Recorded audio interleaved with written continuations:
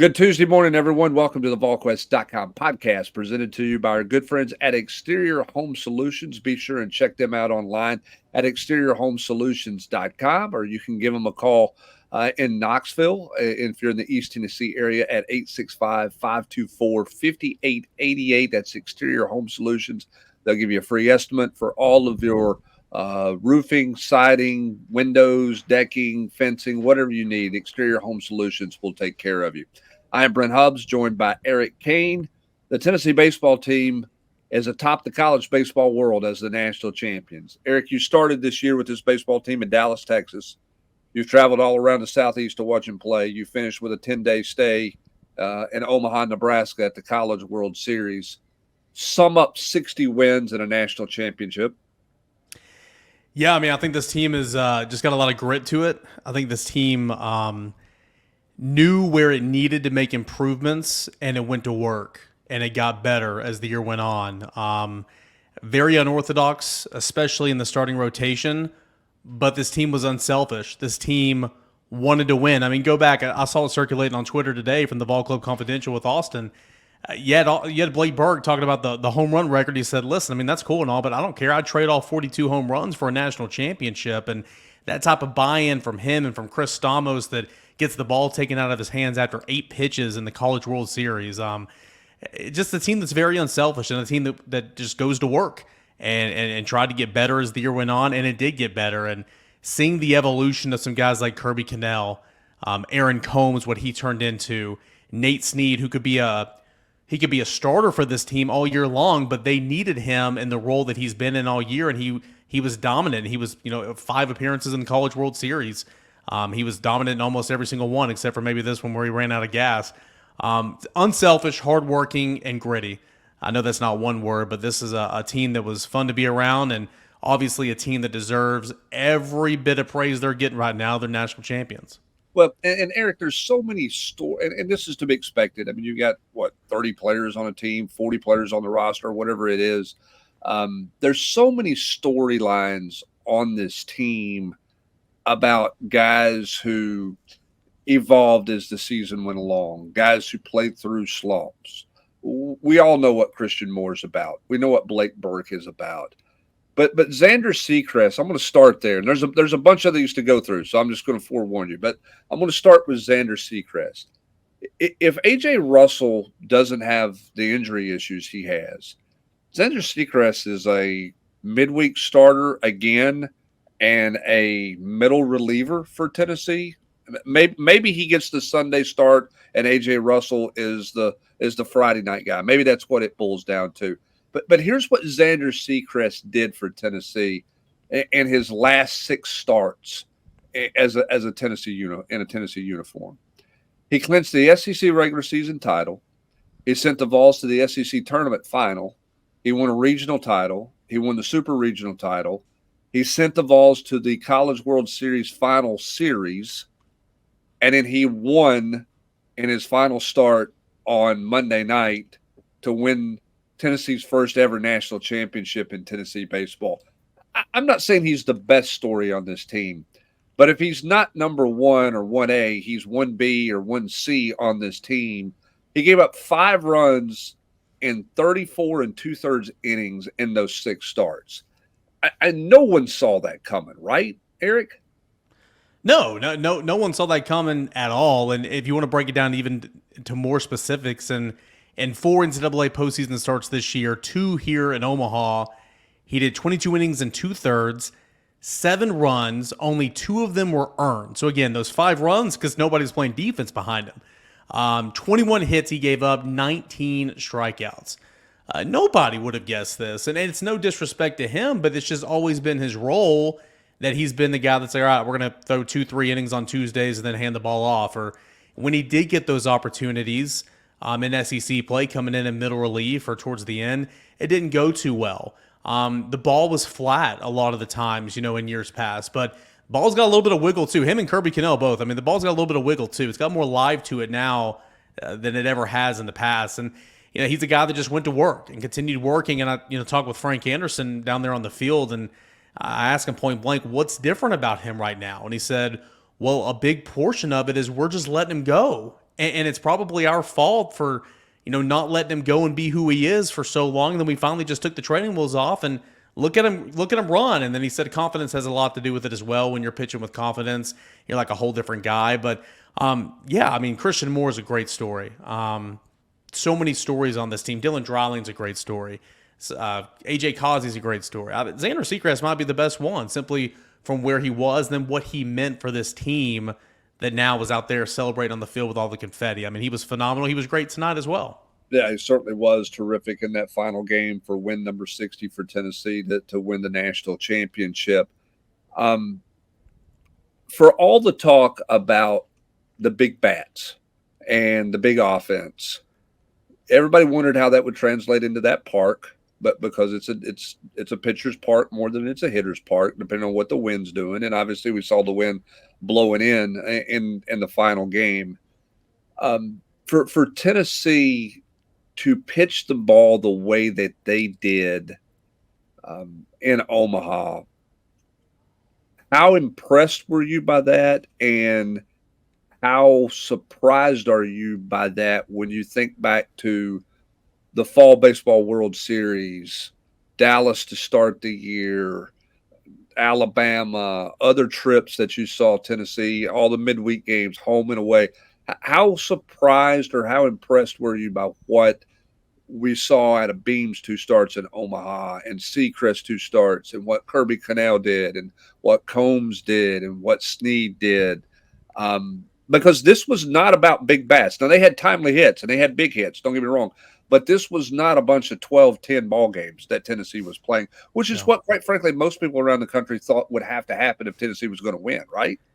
Yeah, and I mean, that first game against Florida State, it was exactly what a lot of people thought it was going to be. Explosive offense, a lot of runs, a lot of hits, not a whole lot of pitching maybe.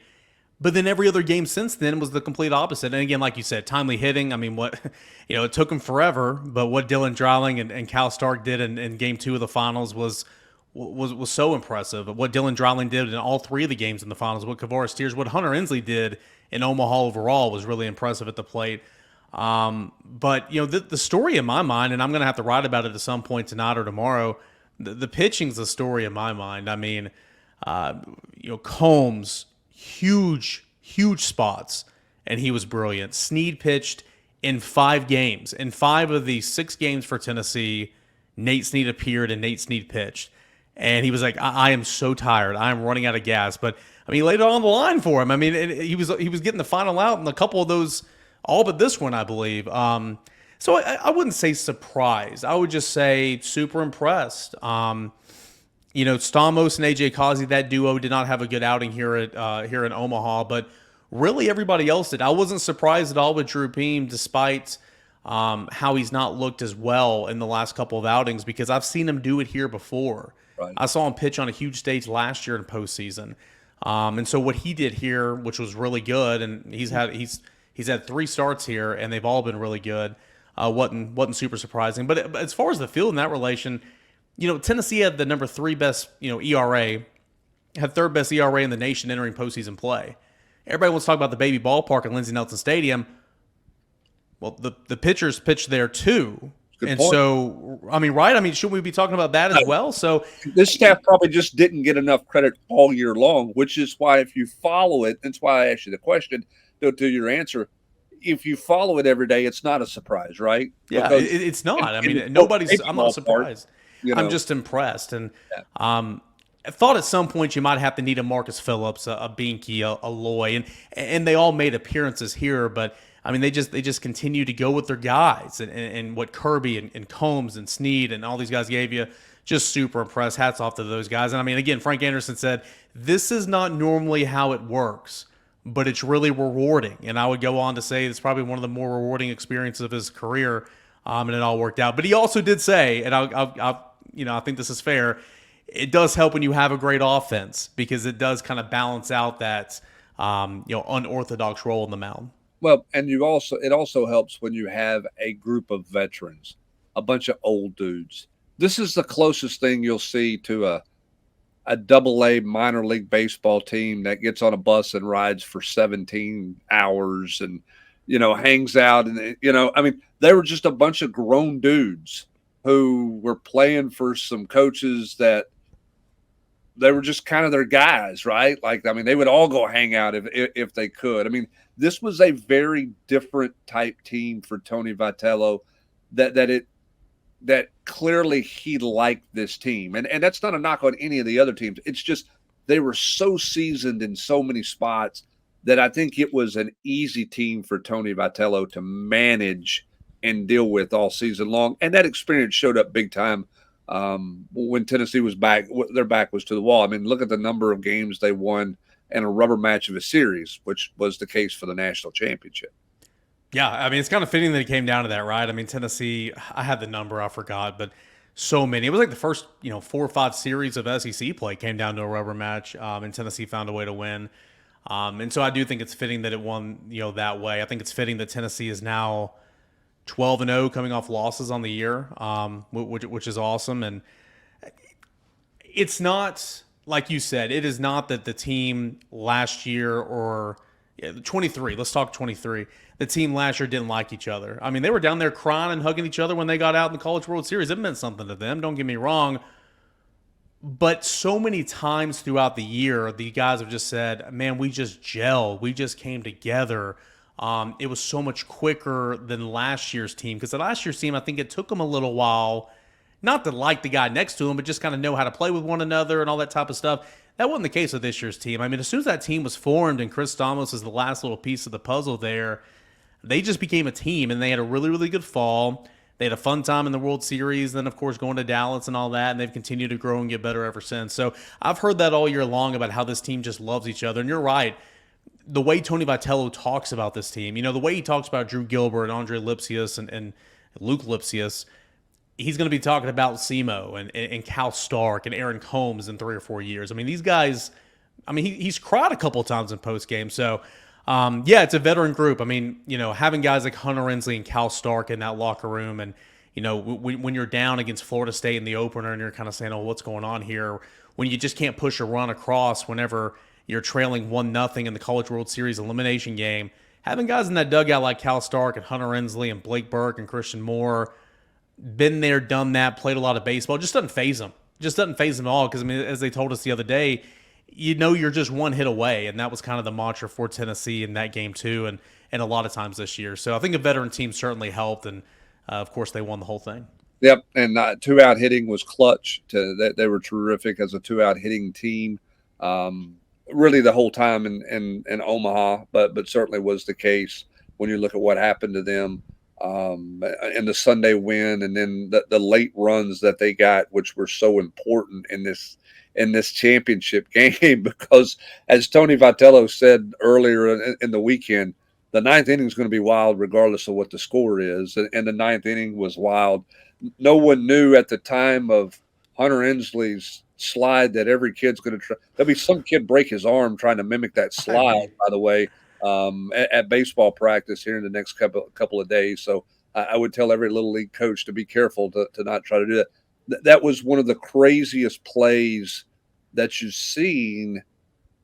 But that run was, that was the difference in the game. That run was pivotal. And that's a guy who felt like he had lost his way a little bit, Eric, in the middle of the year, who found it in a big time way the last month of the season and was really, really good in the College World Series at the plate, in the field. And then obviously that's the slide everybody's going to remember for a long, long time.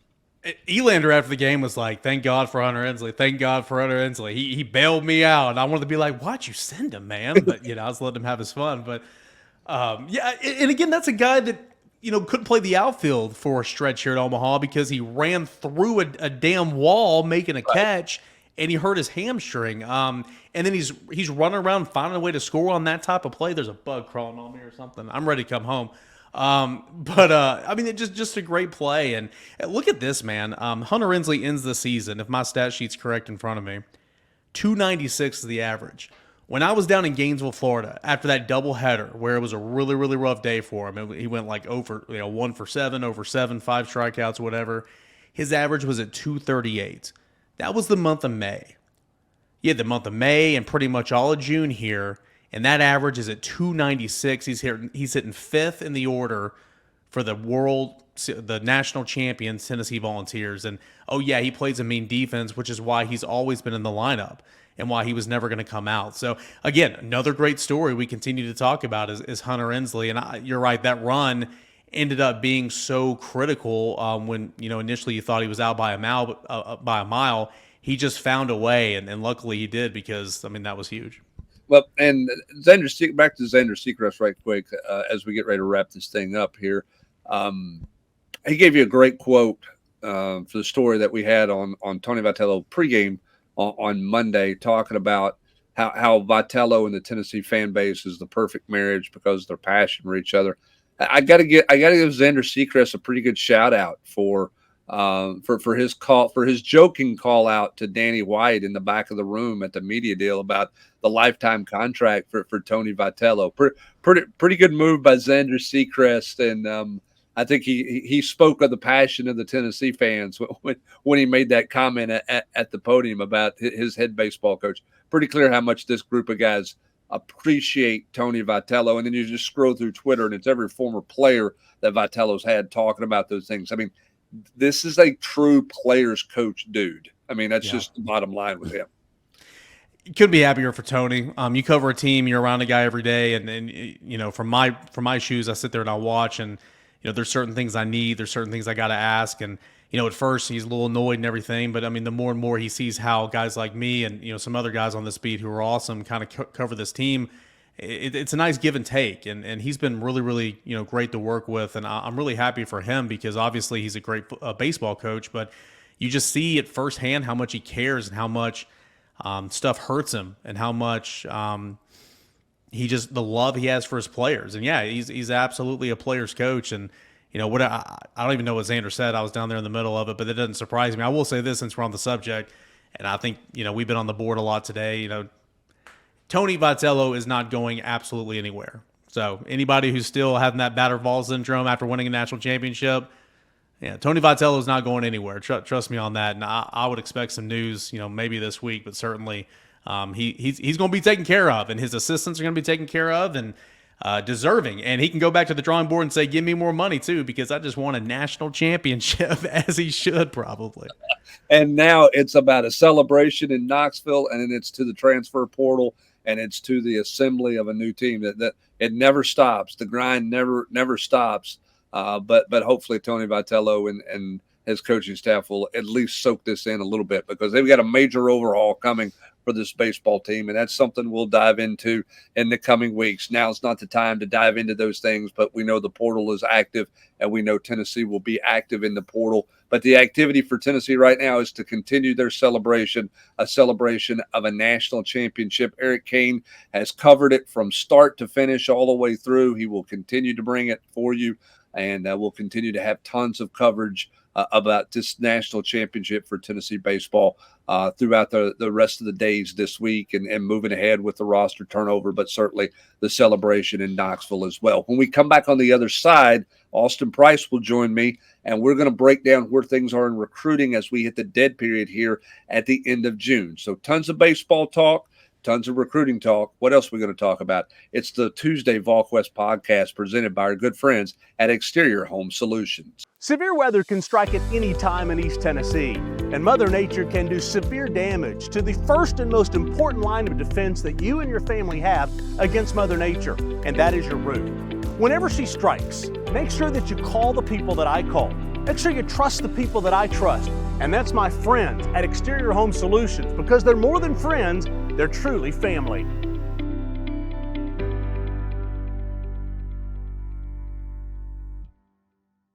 Again, thanks to our good friends at Exterior Home Solutions for their continued support of the Volquest.com podcast, 2-minute drill, extra innings, everything that we've done.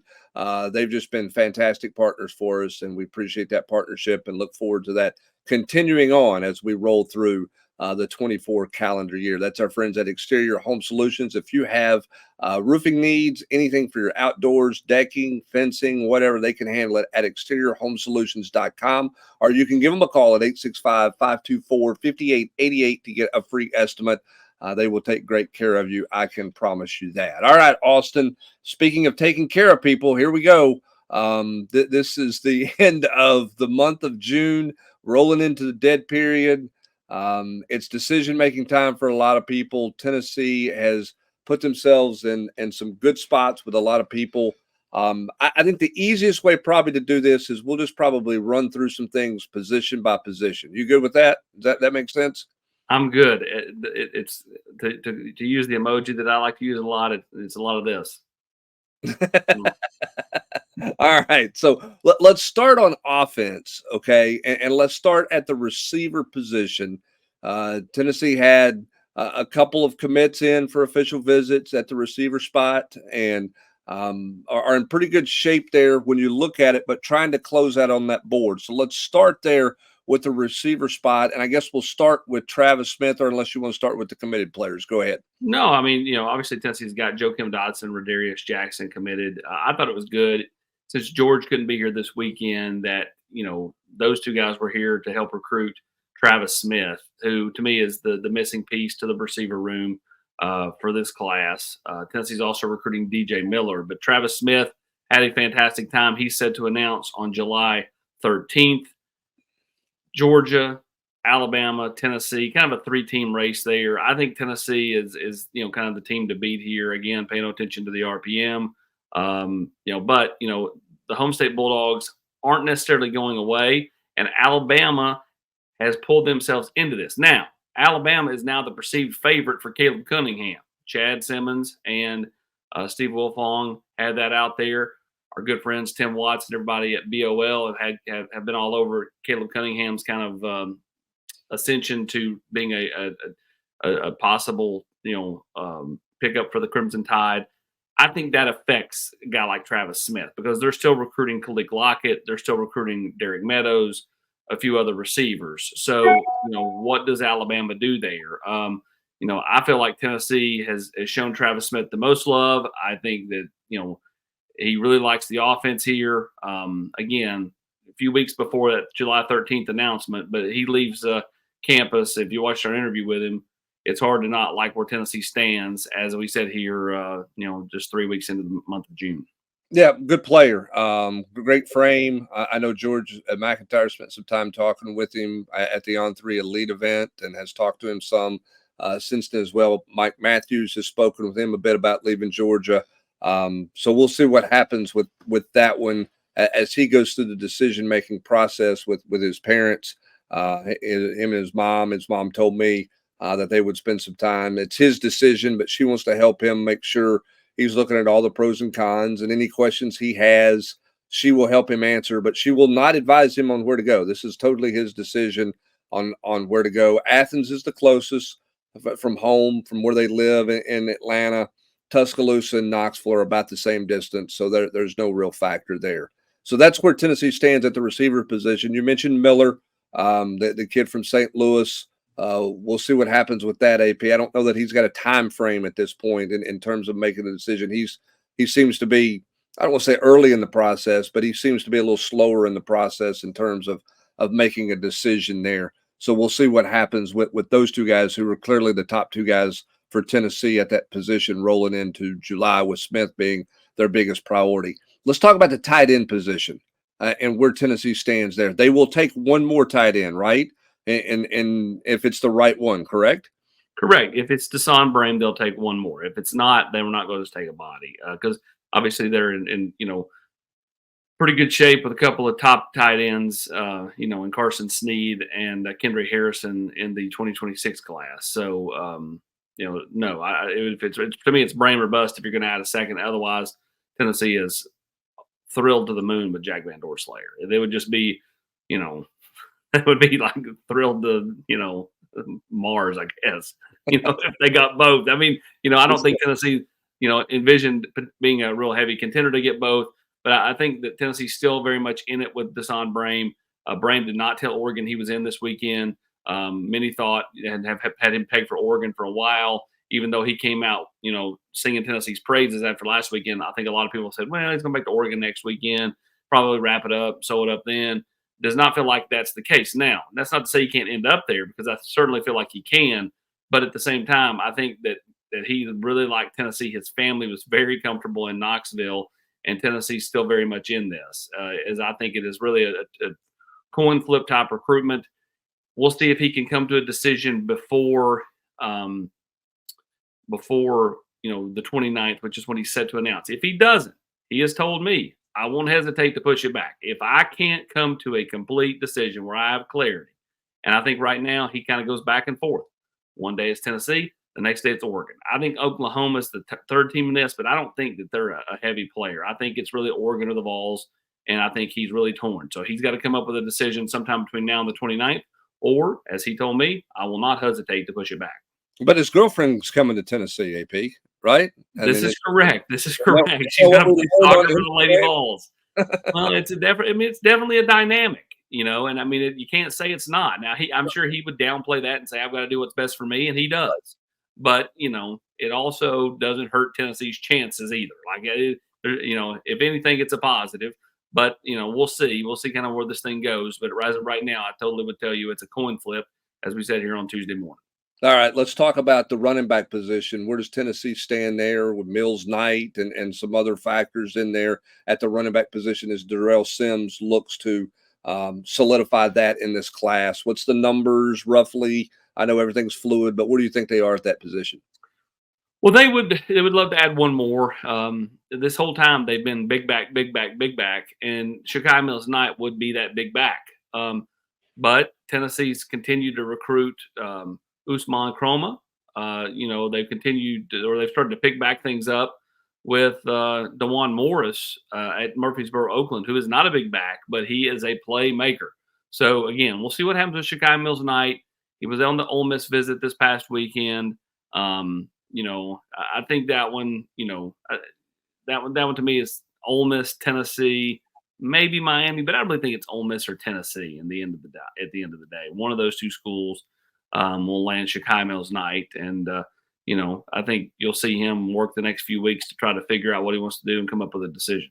Yeah, Michigan tried to get in there late, but they could not work out a time for him to visit Michigan before the dead period. Doesn't look like the Wolverines will be a factor there, but we'll see what happens with that one. The kid from Oakland, maybe the end of July, he might slip back on campus if Tennessee's there. That's what you had in the war room, right? Yeah, correct. He was at USC this weekend. He's committed to Southern Cal.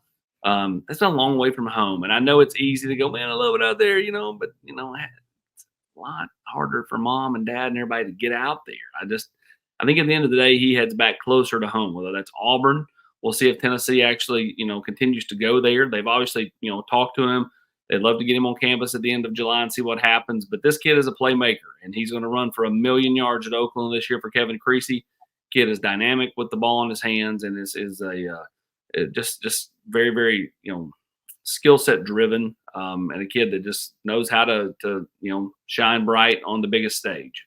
Yep. So we'll see what happens there. All right. On the offensive line, Tennessee gets a commit, but everybody is on David Sanders' watch. What does it mean? Wilfong's talking about Ohio State. Sure. Everybody's trying to figure out exactly what's going on with David Sanders. Start wherever you want to. I know with Utu, I mean that's a solid inside get for Tennessee. You can talk about that and roll on wherever you want to with David Sanders and whoever else. Well, we said in the war room a few weeks ago that Tennessee, when they looked at the makeup of their offensive line, they really needed to kind of remake the interior because they lose so many guys after this year.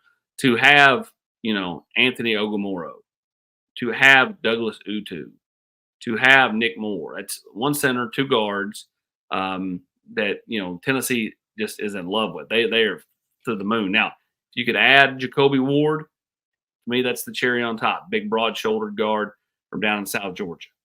Utu is someone that Tennessee really targeted early on. They impressed. A kid that is kind of got that mean, nasty disposition on the football field. And he's that's a well put together 6'4", 310, 15-pound guy. I mean, that's correct. That's not an ugly 3 to 315 for a kid that age. No, and those polys, man, they make great offensive linemen. He is a Tungan. So you got kind of different levels of Polynesian, right? So you got Tungans, you got Polynesians, kind of crump, and of course you got Ogumoro, who's Micronesian. So we're hitting all the islands, Hubs. Tennessee is scouring the globe. This is no longer just nationally recruiting. We are internationally recruiting. There was a kid from France that camped at Tennessee on on Sunday. Hey, I may be going to Disneyland Paris here before too long to do commitment videos. I'm joking, but Tennessee obviously now focuses on the tackles. David Sanders 1, Juan Gaston 2, Josh Petty obviously is still right there. But as I said on the board on Monday, there's different levels to this, right? And so David Sanders is the guy. You're right. Will Fong put in kind of just like, if you were picking today, who are you leaning towards? He said, I go back and forth, could go either way, which means he's just putting a guess out there. I know everybody loves, and Steve does a fantastic job. He's the best, right? Him and Chad are, 1A, 1B, whatever you want to call it. Those guys, when they speak, people listen. But this isn't an RPM pick or an old crystal ball for Steve when he was at 24/7. This is just kind of like, this is kind of where I think it's at. I'm not really sure, but I would lean this way. But again, it doesn't know for sure. The kid did not commit to Ohio State on his visit. I've talked to multiple people. That never happened. The kids that went to Ohio State on that visit felt like David was coming there. But guess what? The kids that visited Tennessee the weekend that David came to Tennessee thought he was coming to Tennessee. So that means the kid's got a good poker face. We'll see where this thing goes. He told me commitment date, first week of school, is when he'd like to do it in front of his classmates in August. Now, when I left the complex here a week and a half ago, I said, are you still with that? And he said, as of now, but he goes, let's get through next weekend, which was the Ohio State visit, and then we'll see if I bump it up. I think he's going to bump it up. I don't think he's going to commit next week. I think sometime in July, though. I just don't know if this thing gets all the way to mid-August. I think the family wants to take their time. They've got a process. They want to go through it. But once they know, I don't think they're going to be people that drag it out. So David Sanders' mom and dad, they have handled this thing like a pro. They've had their plan. They've stuck to their plan. So if they truly stick to their commitment plan, you are looking at mid-August. But I think they're definitely sticking to the plan of, we're going to shut things down. We're going to talk about it as a family. We're going to make a family decision. Grandma, grandpa, everybody's been along for this ride. I'm not saying that they all have a say, but they all will have opinions that kind of work towards kind of the decision-making process. So David Sanders, again, I think this thing's totally still up in the air. I would still take Tennessee if it were me. But I understand what Steve's saying. I've always said Ohio State's a real player there. I do think this is a two-team race. I do not. Alabama was out when he didn't take the visit. I don't think he's going to Georgia, and I don't think he's going to Clemson. To me, it's either the Vols or the Buckeyes. Yeah, and it's going to be interesting to see kind of where he is coming off of the visit high once that settles down, right? That's what we're always looking at, is where do things stand 72 hours and beyond after you get through with the official visit and all those things. And now that he doesn't have another visit to take, and talking to his mom, they're going to breathe for a little bit here. I mean, this is not – they're not going to sit at the kitchen table, tonight and start hammering out, where they're going to go. I think they're just going to kind of let it breathe, catch their breath. It has been a whirlwind month for them for all that they have going on with the On3 Elite event they went to, the visits they've taken, the unofficial visits they've taken. They have not been home very much, and they have had very little kind of family private time. So they're going to take their time on this deal and just kind of walk away from it for a few days before they come back around to it and really start going into that decision-making process. At least that's what his mom indicated to me when we talked when they were leaving the Tennessee visit there. I know Tennessee's done at the quarterback position with George McIntyre, obviously, but hold on a minute, before we go in, sure, yeah, I do want to say, like, Juan Gaston to me is the total unicorn in this deal, Hubs. Okay, yeah, he is the total X factor. Because the kid doesn't talk a whole lot, like, if ever. Lots of assumptions going on with Juan, don't you? A lot of assumptions, and I can tell you, if you assume with Juan Gaston, you get burned. So, like, yeah, he may end up at Georgia. That's the closest team. He grew up being a big fan of Oregon. He loved all the color changing and all the fancy uniforms, but it's a long way to go when he's such a close-knit kid to his family, to his mom. Like that one I struggle with, but I will say this: when you live in Atlanta and you're a major hub, it's a lot easier to get to an Oregon than if you live, where you've got to connect in Atlanta, right? If you live in, Alcoa and you're going from Alcoa, you fly to Knoxville to Atlanta, Atlanta to Portland and drive down. Either way, like, it's just not easy to get to. A little easier there. But I still think it's Georgia or Tennessee. I'll believe that kid's at Oregon when I see him at Oregon. So I think it's Tennessee or Georgia. Either way, I do think that this one is, who knows? To me, it's the total X factor unicorn type recruitment. Yeah, and I think it's easier to say I'll believe he's not at Georgia when he's not at Georgia. And that's not fair to say, Austin, but you say that because the assumption has been Georgia for forever, right? That was just everybody's just assumed that one was going to be Georgia. Even though he's made multiple trips to Tennessee, he's seen other places, Well, but everybody's just assumed Georgia there. his teammate, Travis Smith, all the Georgia people assumed it was Georgia there too until they Right. realized, wait a minute, Tennessee's actually in this thing. I mean, Matt Ray went and saw Travis Smith, 11, 12 days ago down at the Georgia Tech 7-on-7 camp for Westlake. And multiple Georgia reporters said, what are you doing here, Matt? I'm here to see Travis Smith. Oh, he's going to Georgia. He's locked to Georgia. Then they walked over and talked to Travis Smith, and they said, wow, that's a lot closer than I thought it was. So, the point is like, you just never assume. Like, could he easily end up at Georgia? Absolutely. And it would make sense, right? Georgia's right now, I mean, they could have easily won 3 national titles in a row. They just picked the wrong week to lose last year. And so, I mean, and Kirby Smart and them pull in kids from that state. But if you go back and look at the rankings the last few years, they also, there's so many kids in Georgia, you can't get them all. So, we'll see with Juan. To me, he's the total, like, no one knows what that kid's truly going to do. Juan knows. Juan's mama might know, but I don't believe other schools do. Yeah, I agree with that. All right, quickly on quarterback, Tennessee's done at that position in the class of 25 with George McIntyre, but the best player in the class of 26 is talking about a commitment date. AP. Yeah, Faison Brandon going to bump things up to August, it looks like, and if that's the case, obviously everybody's going to go, well, Tennessee got the prediction. Steve put the Fong bomb in for Tennessee. He's taken some visits since then. He went to camp at Florida State. He's went to camp at Alabama and LSU. We'll see. Tennessee's had the longest kind of running, best, kind of intertwined relationship with Faison and his family. It would make a ton of sense if they're the pick here. I don't see him going to the ACC. I don't see Florida State. I could see LSU, maybe even Alabama. But again, the kid's been so into everything Vols. He's taken so many trips here. I think it's a good sign if you're Tennessee if he bumps things up to August. But again, I need to talk to Faison again to kind of get a feel for that one. But as we said here, the 20th, 21st, 20, whatever today. What is today? 25th. God, I'm way too long. I mean, I'm missing days at this point. It feels like Tennessee's in a good spot. Yeah, some people feel like the month of June is 47 days long instead of 30 days long. Others feel like it goes really, really quickly. It just depends on how it goes for you in the world of recruiting in the month of June. All right, let's flip it over to the defensive side of the ball, and we'll run defensive line here quickly. Obviously, Tennessee gets the commitment from Charles House. They had the Dye kid in this weekend as an edge guy. Some names out there, some bodies out there. What do you think that board is? What do you think they are on the defensive line as you hit the dead period here? Well, Tennessee obviously would love to add Bryce Donovan Jenkins, big defensive tackle. It was in this weekend. Yeah, it was in this past weekend out of Washington, D.C.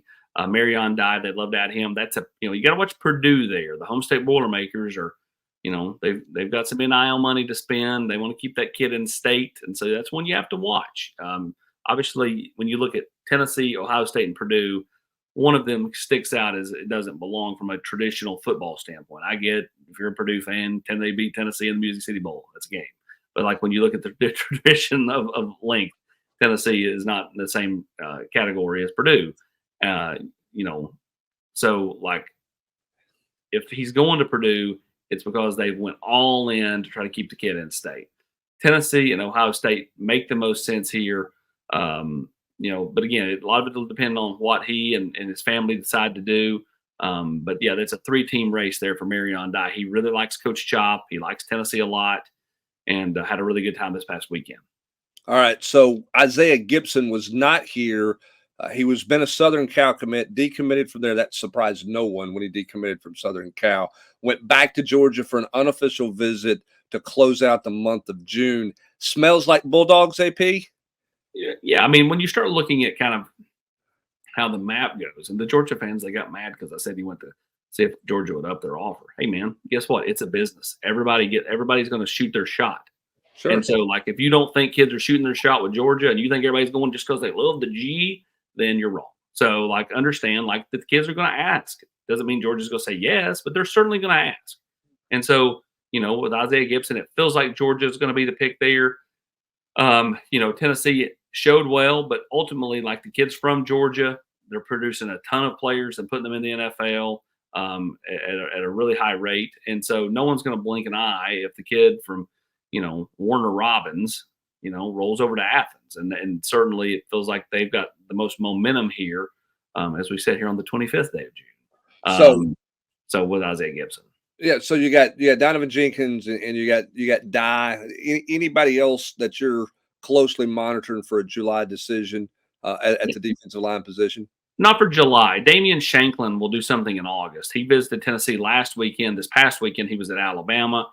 That one's got several twists and turns, I'd say, left in it. But yeah, August is kind of where that thing's headed for, and we'll see if Tennessee can continue to be a player with Damian Shanklin on the defensive line. All right, moving to linebacker. That's been the position that maybe has been the hardest to get a feel for, right? Because William Inge is a late arrival. He comes from the West Coast. He's got some guys on the West Coast that he's been recruiting. Can he get them interested in the South, get them interested in Tennessee? Then you got a couple of Georgia kids popping up on the radar screen at the linebacker spot. That's the hardest position to set a board at. So I'm going to put you on the spot here and say, hey, try to set a board at the linebacker spot as we close out June. Well, Jaden Perlotti feels like that one's still on flip watch to me. He went back to Georgia this past weekend, but, Rusty, if you saw his ramblings on Monday morning, you saw Rusty Manziel, you saw that, he feels like that one's still trending away. Not to say that, the kid can't still end up there, but it certainly feels like, the kid, will indeed flip, and Tennessee would be the main target to get the flip. Again, pay no attention to the RPM. And then, the other one to watch would be Christian Gass, who, got a prediction to Missouri on Sunday, but I felt like leaving the visit that's a Tennessee-Georgia battle for Christian Gass, who can play inside or outside. He's 6'2.5", 220 pounds. And so that one's one to watch, over the next few weeks because, Tennessee, I thought, made a move there. They're a definite contender for Christian Gass, who's out of Covington, Georgia.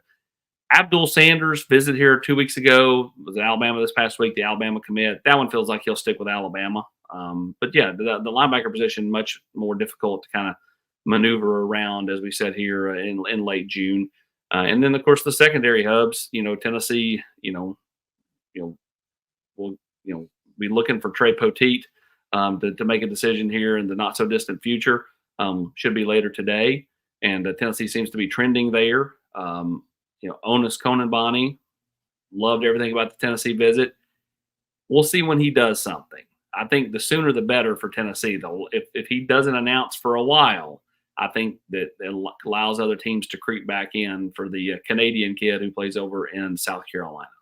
Yeah, he's talking about maybe August doing something. Is that? Well, he said August, but he also told Matt Ray, and when he left, campus, hey, if I get home in a couple of days and I just want to do it, I may just do it. So, again, could be the sooner the better. Yeah, could be any time with that coming off the visit there, as Willie Martinez has recruited him. And then I guess we got to close it out in the secondary with Shady Hayward, right? Unless I'm missing somebody else. And Shady has had Tennessee out in front. Then everybody was kind of out in front at different times in the month of June. Tennessee gets the last visit. Feels like they leave with some momentum. But I thought you said it best on the board when you gave some Sunday night thoughts after the weekend visit. That one just feels like it's got a turn, a twist, and a whole bunch of those between now and whenever he's going to announce on his birthday, I guess it is in late July for the Toombs County standout prospect there. I don't know, because I think he's tried to throw people off. Again, he said Tennessee led for so long that I think he looked up and said, no, there's not really going to be any suspense if I pick Tennessee. Everybody's going to go, well, yeah, you said that for months. So, I think he's tried to throw some people off, but in turn, by doing that, you've inserted some twists and turns, and so Georgia they're staying in contact with Shady, so I'm not going to discount the Bulldogs. Again, pay no attention to the RPM. And when I say that, I mean because some of the percentages are just wrong. Not that Georgia can't be the pick because they can, but like 65.2% no. I don't think you can go to Florida, and I don't think you can go to South Carolina. Like, I think the only team that would be able to upset Tennessee here would be Georgia, and we'll see if that happens. Again, not going to commit till his birthday on July 27th. So for all those teams, for Tennessee, they've got to continue to recruit him right now, all the way through July 27th, like it was June 4th. So right. it will be another month of fun for those coaches that are recruiting Shady Hayward. And while you're doing that on vacation, right? Because you're supposed to get a vacation during the dead period, which doesn't really exist, obviously. Yeah. So we'll see. I just wanted to take this part of the podcast, and I thought the easiest thing for us to do, AP, was just run down the board. I mean, we talked about this, I guess, Sunday when we were hanging out and watching camp or whatever. Putting recruiting classes together are interesting because there's moments and times where it's like, this is your analogy, and I think it's the best thing you've said. So it's like you feel like your team's never going to get anybody, right? Because you look up and some other schools are getting people, and it's like, you can't recruit anybody, and you can't you're not going to do anybody. Are you even going to fill out a class, right? And then you hit a window where it's like, well, they're getting everybody. They lead for everybody, and the reality is it ends up being somewhere in the middle of that. Tennessee was in a position a year ago where we thought July was going to be a big boom, right? A bunch of noise. Yep. They didn't make a ton of noise there. They're poised to be in a position that it feels like they're going to make noise this July again as well. It's all about how they close. Do you feel like they're in a little better shape than they were last year, or do you feel like it's all about being able to close? We'll just have to wait and see. Well, I know everybody's going to read into this, so I'm trying to be. I know it's a bad smart with my words. I'm not going to cause a panic and say that it's. I think you just have to take it day by day. I mean, right. like it's easy to say right now Tennessee's in a good spot with Travis Smith, but who knows what happens between now and July 13th? Like, you know what I'm saying? Like, that's the problem if you're Tennessee or any school when a kid's got a date that's 3-4 weeks out is so much can happen. One phone call can happen. So, like, again, me, Rusty Manziel, Tim Watts, Will Fong, Chad, whoever can have a recruit or a recruitment dead to rights. You can have it lock, stock, and barrel 100% until you don't. Yeah. And that's the thing is like one phone call can flip everything and you can be wrong. So again, one day at a time, you feel good about where Tennessee's at with several of these players. You know that they're probably fighting an uphill battle with a few more. But in the end, the ones they may be in good shape with, they may miss out on because of a phone call, and ones that they're trailing on, they may get because of a phone call. So you just never know kind of how this next month is going to play out. And you just kind of have to let it roll one day at a time. Yep, and we'll see. I mean, peer recruiting is going to be big over the course of the next month, and because as a coach, you're trying to find that balance, right? Give them space, but don't feel like you're ignoring them, but don't overwork them. Don't call them too much. I mean, there's a lot of interesting plays to make here over the next few weeks as guys get ready to make their July decisions for whatever date they have. Maybe it's a birthday, grandma's birthday, mom's birthday, or just a random day that they picked out of the air.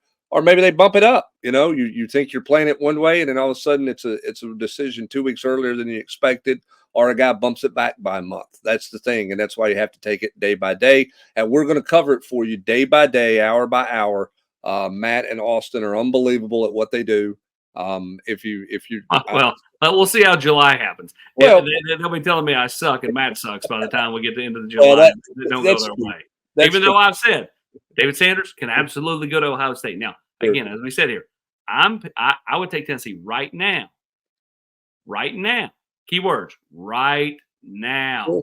Yeah, and that's the world we're playing in right now. I mean, that's the difference. That's everybody says, well, what's different about recruiting now? June's the new January. The difference is when it was the old January and you got to the end of the month, you had 3 days and everything was done. Now you get to the end of June, and it's still 5 months before anybody signs, Well, and all kinds of things can happen out there still. The pressure's different in terms yeah, of kids making I will say decisions. this: very few kids decommit anymore. So once you get them in July and August, You feel pretty good, you feel really good about it. Now, but here's still, the thing other hey, people got from to now remember to too. July 27th is a long time. Here's the thing that people got to remember too. Like when kids go on official visits, and I don't mean just to Tennessee, I mean anywhere. Like they do physicals, they have to interact with others, and so all of a sudden you have an incident, or a kid medicals poorly or whatever, and that changes how a school looks at a kid. So like again, like different factors weigh kind of how these recruitments go. Like a school can be all in on a player, and then he gets on his official visit and is, trying to fight somebody. And none of that stuff's happened. So don't make a mistake. But I'm saying like it's happened around the country at different places Mhm. at different times in life. So like things happen because you can be all in on a kid, and everybody goes, well, "What happened? I mean, we wanted that guy, and all of a sudden we don't want him anymore." Yeah. Because things happen to change things, Well, and they happen now even more with NIL and what kids ask for in NIL, and it's not just as simple as money. They're wanting this and that, again, because kids shoot their shot, and I'm never going to blame a kid. You ask, and listen, I've got on a lot of high end golf courses because I asked. I asked the question. Sometimes I've been told no. Sometimes I've been told yes, but I asked, and that kid should ask. Go for it. Doesn't hurt. yeah, and we'll see what happens with some of those things and the variables that creep up here in the coming days and months as this class gets assembled and the decision month that is July comes to fruition here in another week or so. That's going to do it for this edition of the Volquest.com podcast presented by our good friends at Exterior Home Solutions. He is Austin Price. Follow him, follow Matt Ray for all the latest in recruiting, and keep it locked in at Volquest.com. Have a great rest of your Tuesday, everybody.